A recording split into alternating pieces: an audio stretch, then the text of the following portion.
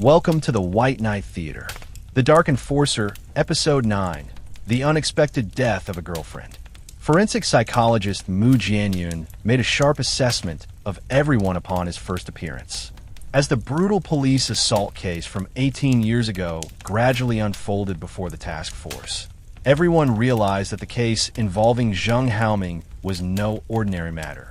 The mysterious death notice loomed over each member of the task force like a dense, dark fog. The slideshow flipped to a new photo, showing a dilapidated and empty house. The scene appeared to have just been ravaged by a fire, with debris scattered everywhere and charred remains. Luo Fei, who had been quiet all along, suddenly shuddered as if electrocuted.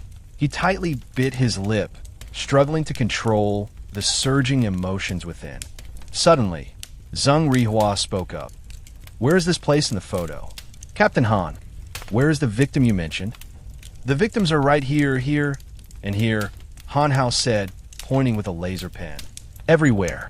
Seeing the photo, Luo Fei clenched his fists, his veins bulging on his wrists, while the others widened their eyes, searching the photo for anything recognizable. However, it was difficult to discern anything specific from the dark and chaotic scene. Han Hao spoke in a deep voice. "Yin Jin, zoom in on the next slide." "Okay." Yin Jin nodded. With a click of his mouse, close-ups of the areas Han Hao had pointed to appeared one by one on the screen. The room fell silent in an instant, and even Zheng Rihua held his breath. It felt as if a heavy stone had suddenly pressed down on everyone's hearts, making it hard to breathe. They finally saw the victims, fragmented and unrecognizable. It was hard to even call them bodies. Chunks of flesh would be more accurate. The charred remains were scattered across the scene, creating a terrifying picture that resembled a scene from hell.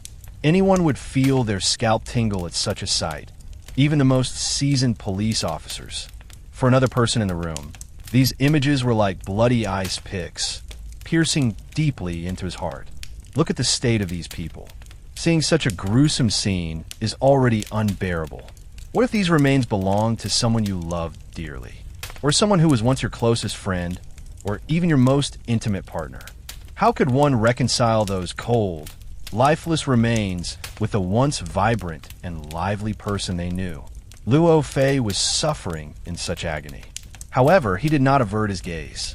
Instead, his eyes, like swords, were fixed on the photos. The icy sorrow gradually ignited into a burning, scorching rage.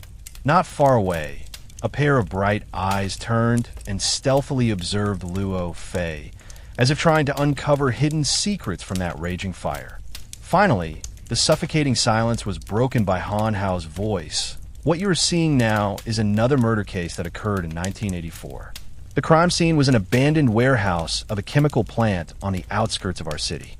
On April 18th of that year, the same afternoon when Xue Dalan was murdered, an explosion occurred at the warehouse, followed by a fire caused by the chemical materials, resulting in 2 deaths and 1 severe injury. After the investigation, it was found that the 2 deceased were students at the Provincial Police Academy. Yin Jin operated the projector, and a half-body photo of a young man appeared on the screen. He was a very handsome young man, with a bright and carefree demeanor, a confident smile on his lips, and dressed in an old-style police academy uniform. Han Hao continued to explain the case to everyone. The man in the photo is one of the victims, named Yuan Jiba. He was an Ada-level student majoring in criminal investigation at the Provincial Police Academy. He was also Officer Luo Fei's classmate, roommate, and best friend. He paused for a moment, then continued. "The information I have is also based on the materials Luo Fei provided." He moved on to the next photo, which showed another young person in a police academy uniform. But this time it was a beautiful woman with her long hair tied up at the back, exuding a spirited and heroic aura. Her eyes were sharp and full of life, even in a photo taken many years ago. Luo Fei's Adam's apple moved slightly, as if something was stuck in his throat. He looked into the eyes of the woman in the photo, his expression becoming somewhat dazed. "This is another victim, Meng Yun, an Ada-level student majoring in criminal psychology at the Provincial Police Academy. According to the information we have, Meng Yun had a special relationship with Officer Luo Fei back then. Or to put it more bluntly, she was Luo Fei's girlfriend at that time. Luo Fei was clearly struck by the pain in his heart. He finally closed his eyes, as if only by doing so could he block out the relentless agony. Is that true? A small commotion arose among the others in the room. No wonder they hadn't thought of it. This long-buried tragedy was deeply connected to the out-of-town police officer standing before them. Xiong Yuan sighed inwardly, while Zheng Rihua curiously observed Luo Fei, his mind filled with unknown thoughts. Mu Jianyun glanced at Luo Fei several times before fixing his gaze on the photo for a long time, seemingly taking a keen interest in this long-departed senior. Zheng Rihua, as always, was the first to lose patience. Well, Captain Han, could you tell us how this explosion happened? I have some information here, but most of it is from Officer Luo's records back then. It would be much clearer if Officer Luo could recount it directly. Don't you think so, everyone? Luo Fei crossed his arms over his eyes, pressing his thumbs into his temples and rubbing them slowly but forcefully, as if trying to squeeze out certain memories or emotions from his brain. After a moment, when he removed his hands, his originally dim and sorrowful gaze regained some brightness. He had returned to being a member of the task force, part of the scene, rather than just a witness to the tragedy 18 years ago. Then Luo Fei began to tell the story. Although a long time had passed, the events of that year were etched in his mind as if carved by a drill, with every memory remaining crystal clear. In 1984, I was still a student majoring in criminal investigation at the Provincial Police Academy. Our class was about to graduate, and everyone had started their internships at various bureaus and stations. However, April 18th was a Sunday, and everyone had returned to school to arrange their own activities. That afternoon, I had to work overtime on an external assignment.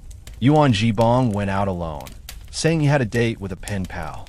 I also had dinner planned with Meng Yun. I left my dorm key with her, and we agreed that she would wait for me in my dorm around 3:30 p.m. When I got back to the dorm after work, I found the door slightly ajar, but Meng Yun was not there. In a conspicuous spot by the door, I saw a note left by Meng Yun. Is this at Officer Luo? Yes. Let me read it to you. It said, contact me via the radio. Back then, telephones were not widespread, let alone mobile phones. But I had studied radio knowledge and built my own radio station with 2 walkie-talkies. Meng Yun and I often communicated through them, with a signal range of about 10 kilometers. However, I didn't bring the walkie-talkie to work that day. So as soon as I saw the note in the dorm, I immediately thought Meng Yun must have encountered some urgent situation and left. She wanted to contact me as soon as possible. I quickly turned on the radio, tuned to the specific frequency, and called her, but there was no immediate response. Why no response? Well, it was just a homemade, rudimentary radio. The signal was not very stable, and there could be occasional signal loss, interference, or even frequency occupation. I had no other choice but to wait in the dorm. While waiting, I found an unsealed, anonymous letter on the table. Who left the anonymous letter on Luo Fei and Yuan Jibong's dorm table back then? And what did it say? Meng Yun did not wait in the dorm as agreed, but left a note and disappeared. Could her departure be related to this letter? Luo Fei's heart was burning with anxiety, eager to find answers and get in touch with his girlfriend. Could the content of this anonymous letter help them?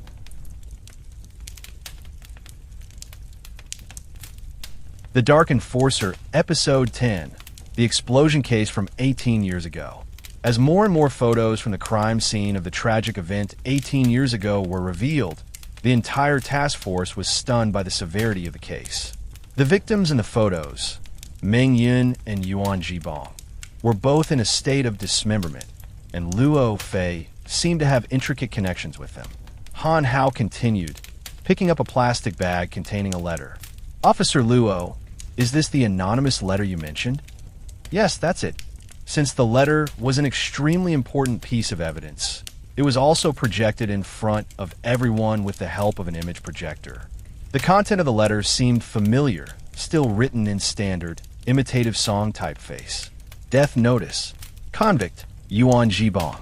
Crime: toyed with a woman, abandoned her after she became pregnant, leading to her suicide. Execution date: April 18th. Executor: Eumenides. Another death notice. Everyone at the meeting fell into deep contemplation. The connections between these tragic cases were gradually becoming clear. Han Hao continued to ask questions. What was your reaction when you saw this letter? Shwedalan was murdered that morning. Did you already know about it? At that time, I had no idea about the murder that morning. However, when I saw the strange content of the letter, combined with Meng Yun's sudden disappearance, I immediately had a very ominous premonition. But you didn't do anything. You just kept waiting in the room, right? And it was half an hour later that you got in touch with Meng Yun, wasn't it? Yes, you're right. Since you said you already had a very ominous premonition, why didn't you call the police? I didn't think the situation was serious enough to warrant an alarm. What could an anonymous letter prove? All right, please continue to tell everyone what happened next. I kept the radio on and waited. After about half an hour, at that time, Meng Yun said she was with Yuan Jibong. Her tone was very anxious because Yuan Jibong was locked in an abandoned warehouse, and there was a time bomb attached to him. Why were they together? Probably Meng Yun came to my dormitory and saw the anonymous letter addressed to Yuan Jibong on the table, so she went to find him. Did Meng Yun tell you this? Or is this your speculation? It's my speculation. What was the relationship between Meng Yun and Yuan Jibong? I mean, was Meng Yun closer to Yuan Jibong, or were you closer to Yuan Jibong? Of course, my relationship with Yuan Jibong was closer. He was once my best friend. Meng Yun and Yuan Jibong only knew each other through me. Why did Meng Yun go to find Yuan Jibong then? Facing the same anonymous letter related to Yuan Jibong, you, who had a closer relationship with him, just waited in the room. This seems strange to me. I can't really explain it. Maybe it was Meng Yun's intuition as a woman. Why didn't she call the police? I don't know. How did she find Yuan Jibong? Didn't you ask her? These are all basic questions. After coldly observing the confrontation between Luo Fei and Mu Jianyun, Han Hao brought the topic back on track. Officer Luo might not have had time to ask these questions at that time, because, according to the information I have, when Meng Yun got in touch with Luo Fei, there were less than 3 minutes left before the time bomb was set to explode. Is that right? Officer Luo, yes, during that limited time, we were discussing how to defuse the bomb. What kind of bomb was it? I'm relatively knowledgeable about explosives. I didn't see the bomb, but I guess Captain Han's information will have detailed identification materials from the explosion site. Han Hao searched through the file bag, pulled out a folder, and handed it to Xiong Yuan. Xiong Yuan took out the relevant materials and examined them carefully. Luo Fei continued. At that time, I could only roughly understand the situation of the bomb from Meng Yun's description. Yuan Jibong was locked to an iron rack in the warehouse, and the bomb was connected to the handcuffs. Trying to break the handcuffs or remove the bomb would trigger an explosion. So, it could only be defused, not removed. You know something about defusing bombs, right? There was an elective course on bomb disposal at the police academy. Yuan Jibong also took this course. In fact, when the call connected, he already knew that Meng Yun had opened the bomb's casing. As long as the timing trigger wire was cut, the danger could be eliminated. Cutting the timing wire itself is not difficult. However, according to the information, the bomb maker also set a secondary wire. Yes, Meng Yun did tell me there were 2 wires, one red and one blue, intertwined. Except for the different colors, there was no other way to distinguish them. The wire ends were hidden inside the bomb's control box. That makes it very complicated. With the secondary wire and the timing wire indistinguishable, and time so pressing to defuse the bomb, the timing wire had to be cut. But if the secondary wire was cut by mistake, it would be like manually detonating the bomb. I understand. That means you had to choose between the red and blue wires, with a 50% chance of success and a 50% chance of failure. Interesting. If it were me, I'd prefer red. What about you? Zheng Rihua's joke was extremely inappropriate. Everyone present showed signs of displeasure, and Luo Fei was touched by his words, which struck a painful chord. His expression became dazed, and it seemed as if he could hear that unforgettable radio signal again. The static noise was chaotic and piercing, like a knife tormenting Luo Fei's eardrums. A girl's voice was trembling in that noise. Even after many years, the voice was still familiar, yet also strange. Distorted by extreme tension, it sounded hoarse and even tearful. It was Meng Yun's voice. Luo Fei had always thought she was an incredibly strong girl, but at that moment, she finally showed her vulnerable side. Tell me which wire, red or blue? Tell me, I don't know, no one can tell which is which. Hurry up and tell me, there's only 1 minute left. How would I know? I haven't even seen the bomb. Tell me, red or blue? I really don't know. Don't make me choose. On the radio, one side was Meng Yun, crying for help, and the other was Yuan Jibong, anxious and helpless, almost desperate.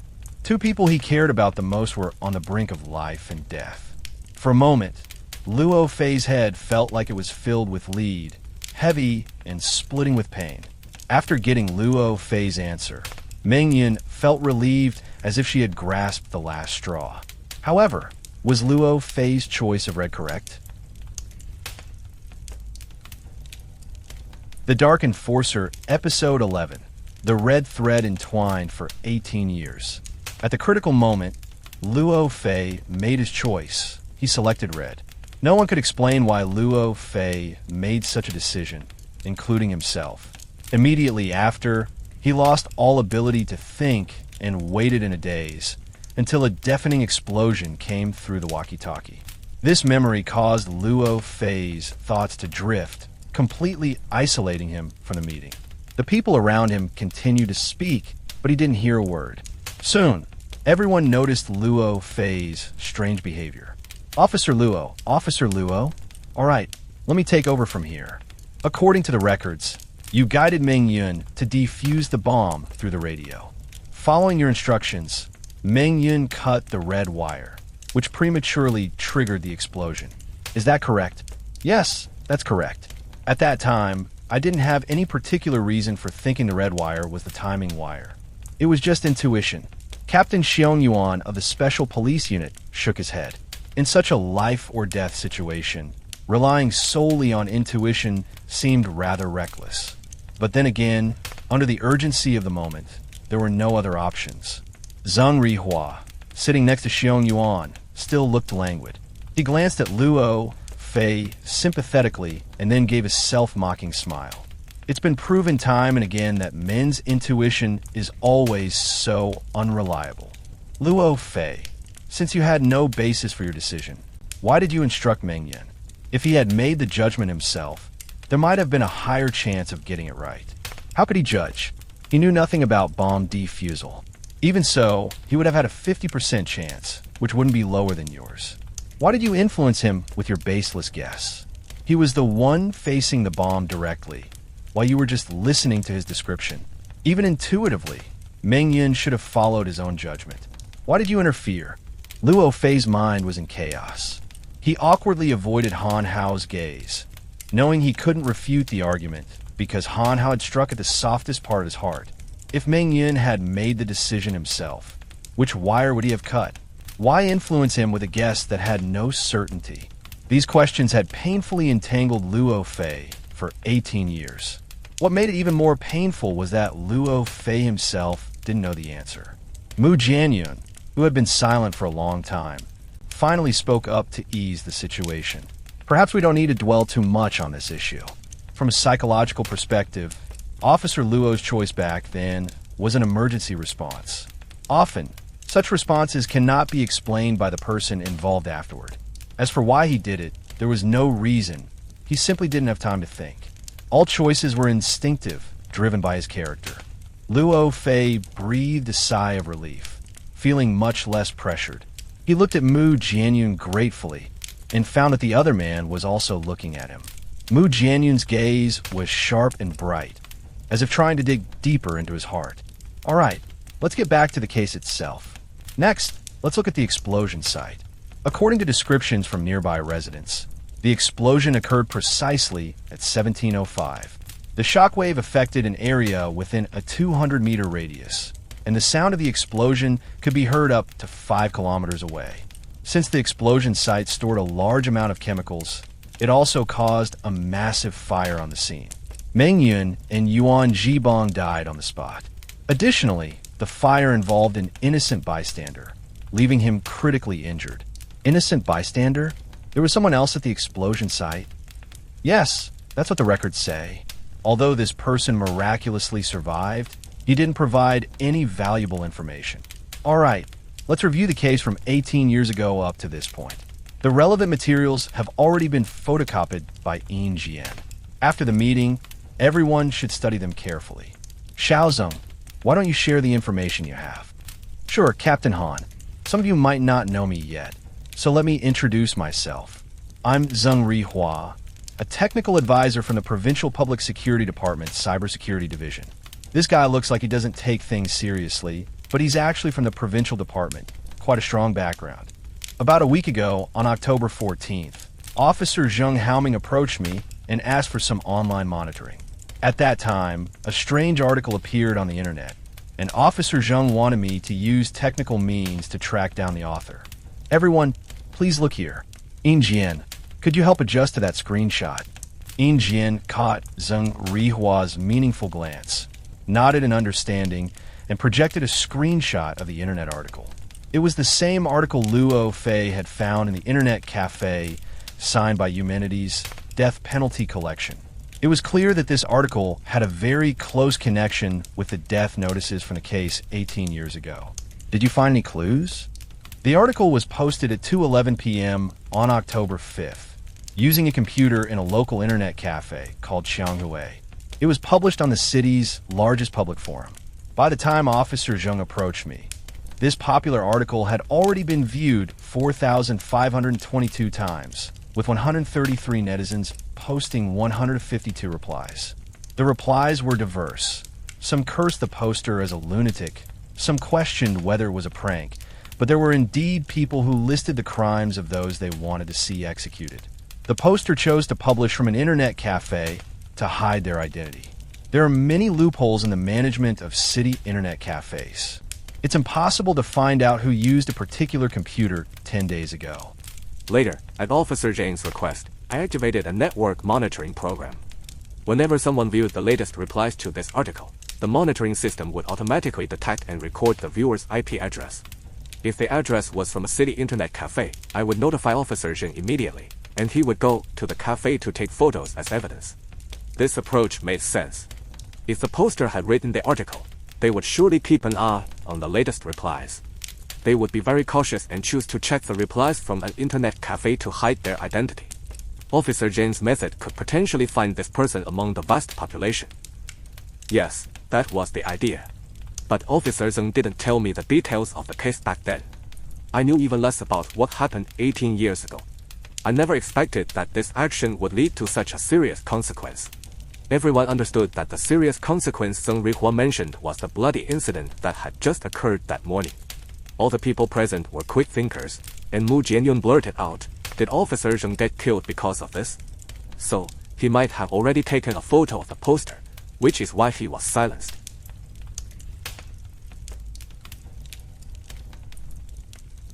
The Dark Enforcer, Episode 12. What happened back then? As Luo Fei analyzed the case, he once again fell into a reverie of the events from 18 years ago. These memories only deepened his inner pain, and Han Hao's aggressive questioning made him feel even more self-reproachful.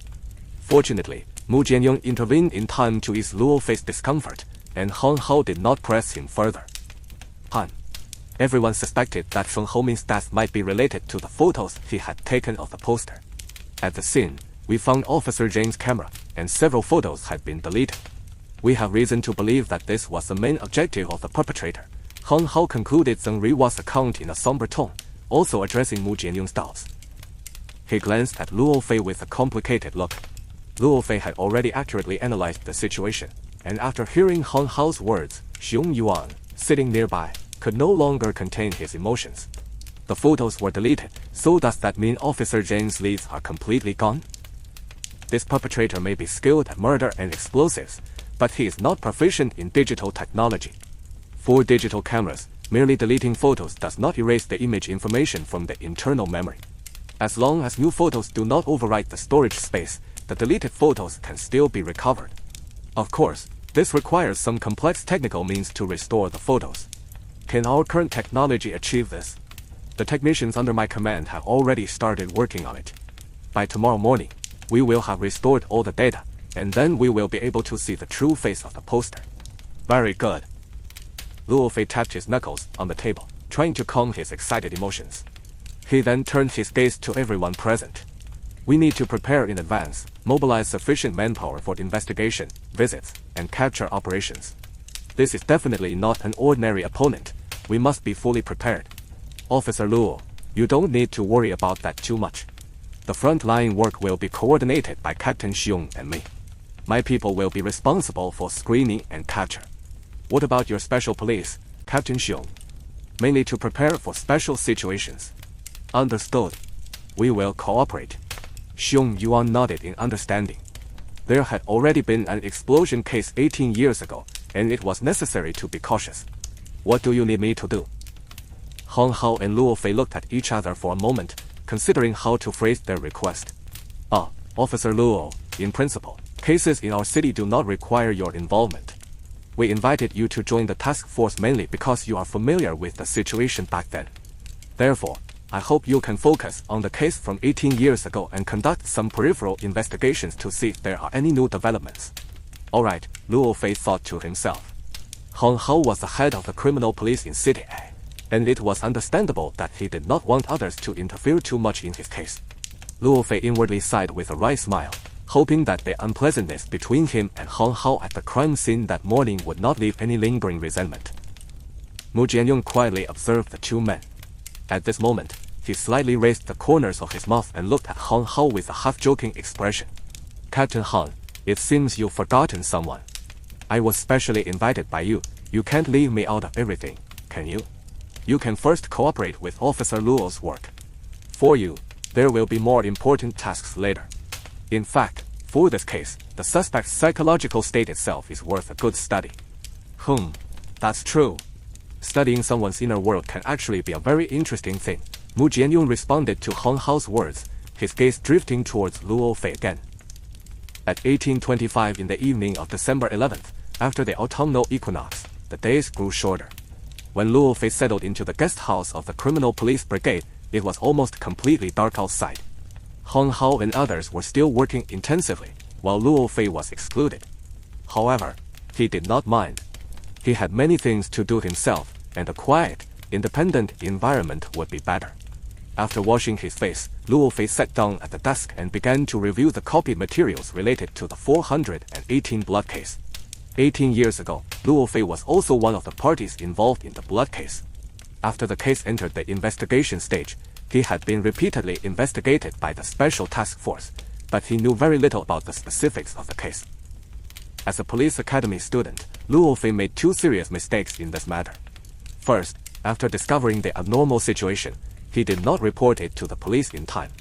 Second, without understanding the situation at the scene, he rashly gave the wrong advice, causing the bomb defusal to fail and resulting in the deaths of two police academy students. These reasons caused the once devout and bright Luo Fei to be sent back to his original place. Luo Fei spent 10 years at the Nanmin Mountain Police Station. However, compared to the deaths of Yuan Zhibang and Meng Yan, the setbacks in his career meant nothing to Luo Fei. He would never forget the sound of the explosion, nor Meng Yan's murmured words before the explosion. He could feel the girl's trust in him in the desperate situation, but it was this trust that instantly took the lives of the two people. One was his close friend, and the other was his lover. Luo Fei would always lie with self-reproach. No matter how brilliant his later police career was, he knew he was ultimately a failure who had once made a heinous mistake. What was even more tragic was that he did not even have the chance to confront the enemy who had hurt him so deeply. Luo Fei could not have anticipated that the story would unfold a new chapter 18 years later, and the secret case files from 18 years ago would finally be unsealed before him. Now, he was following Officer Zheng Homing's investigation diary and returning to April 18, 1984, the day the blood case occurred. This was an extremely rare series of cases since the founding of the People's Republic of China. In the morning, Director Shui Daolin of the Municipal Bureau was murdered at home.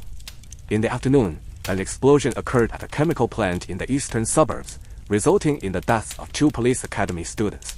Due to the extremely heinous nature of the case, the specific details had been kept from the public, and a special task force composed of elite personnel was secretly established.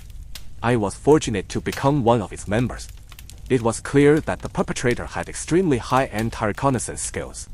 There were no fingerprints on the anonymous letter he sent, and the standard Song typeface handwriting made forensic analysis ineffective. At the scene of Shui Daolin's murder, the task force also failed to collect any fingerprints or footprints.